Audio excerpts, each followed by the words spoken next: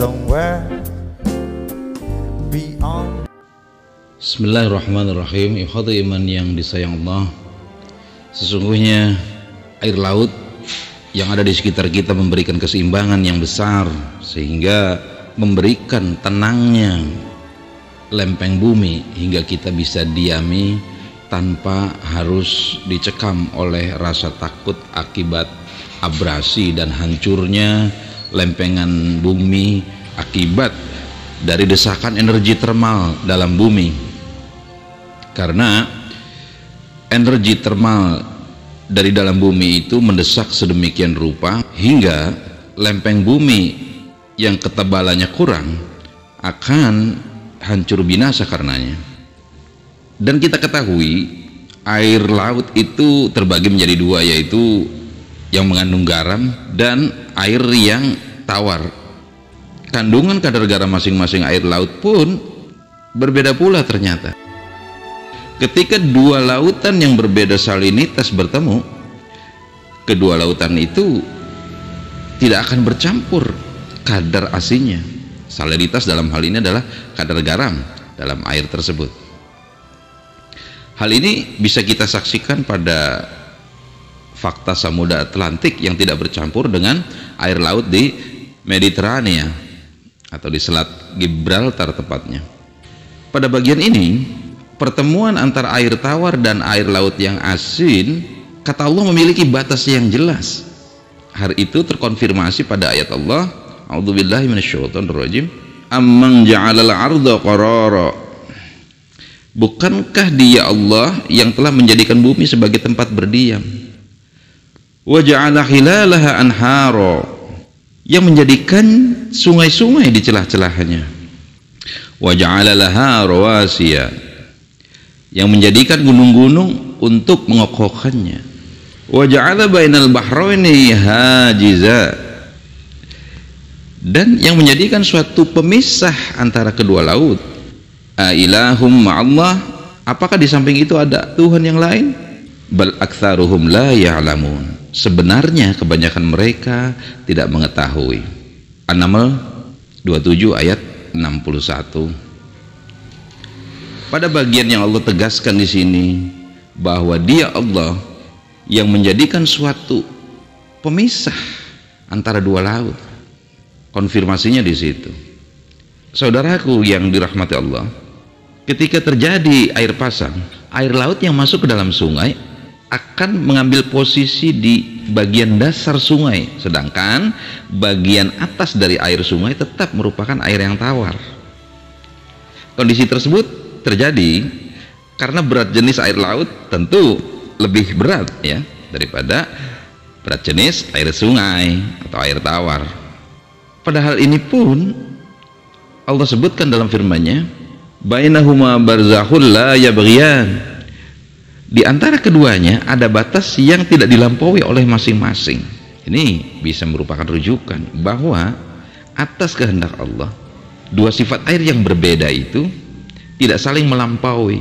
Ternyata dari beberapa penelitian dilakukan oleh para ahli, terpisahnya air tawar dan air laut yang asin itu ditemui juga di beberapa lokasi di Indonesia, seperti di Pulau Bali, di bagian bawah pura itu di Tanah Lot.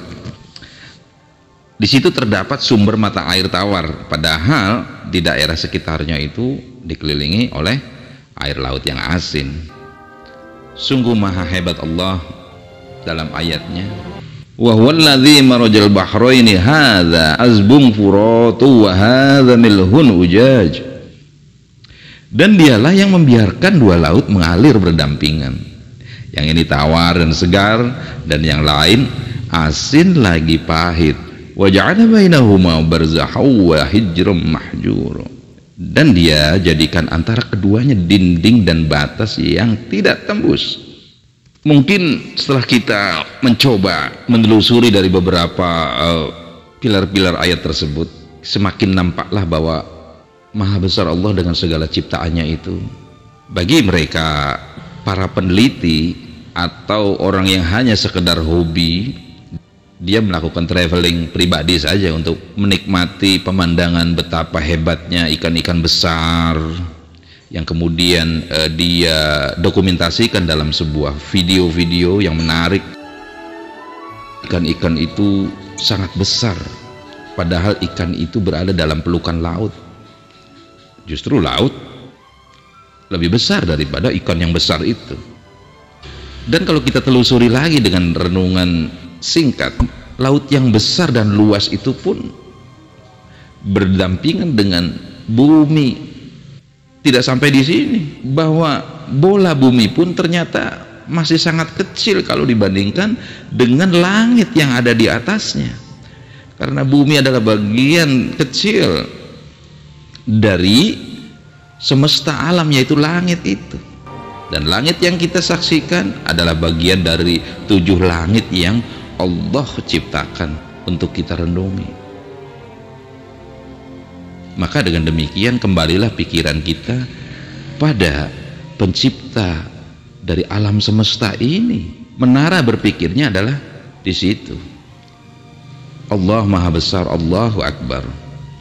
Dalam sebuah kisah di mana terjadi pembicaraan antara seorang Yahudi dengan Rasulullah, itu tertera dalam hadis riwayat Al-Bukhari nomor 6864. An Abidata an Abdillah anna Yahudiyan jaa ila Nabi sallallahu alaihi wasallam faqala, dari Abidah dari Abdullah bahwa seorang Yahudi menemui Nabi sallallahu alaihi wasallam dan berkata,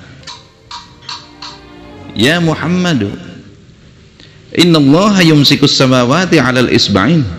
Hai Muhammad, Allah memegang langit di atas 1 jari, wal ardina 'ala isba'in, dan seluruh bumi dengan 1 jari, wal jibala 'ala isba'in, dan seluruh gunung dengan 1 jari, wasyajaru 'ala isba'in, dan semua pohon hanya dengan 1 jari, wal hulaiqu 'ala isba'in, dan seluruh makhluk yang ada hanya dengan 1 jari. Yaqulu 'anal malik, lantas berkata, akulah sang raja. Fadhahika Rasulullah sallallahu alaihi wasallam hatta badat nawajiduhu. Maka Rasulullah sallallahu alaihi wasallam pun tertawa hingga kelihatan gigi serinya. Tsumma qara'a, kemudian beliau membaca ayat ini. Wa ma qadarullahu haqqa qadrih, dan mereka tidak menghormati Allah dengan penghormatan yang semestinya. Quran surat Az-Zumar ayat 67. Di sini ada spektrum yang mengisyaratkan bahwa kekuasaan Allah sangat hebat dan sangat dahsyat. Hanya kepada Allah lah kita patut kagum, kita patut takut, kita patut khawatir.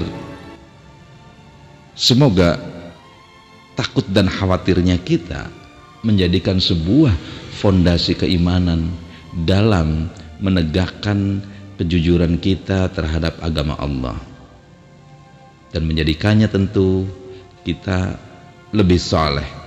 Ini hanya salah satu bukti dari sekian banyak ciptaan Allah, makhluk Allah, yaitu laut.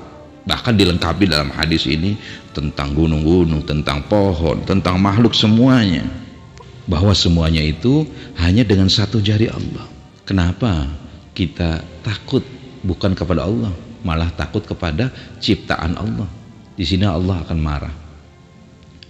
Laut itu adalah bagian kecil saja dari yang Allah siapkan untuk memberikan rahmat kepada kita atau menakut-nakuti kita dengan luapan amarahnya.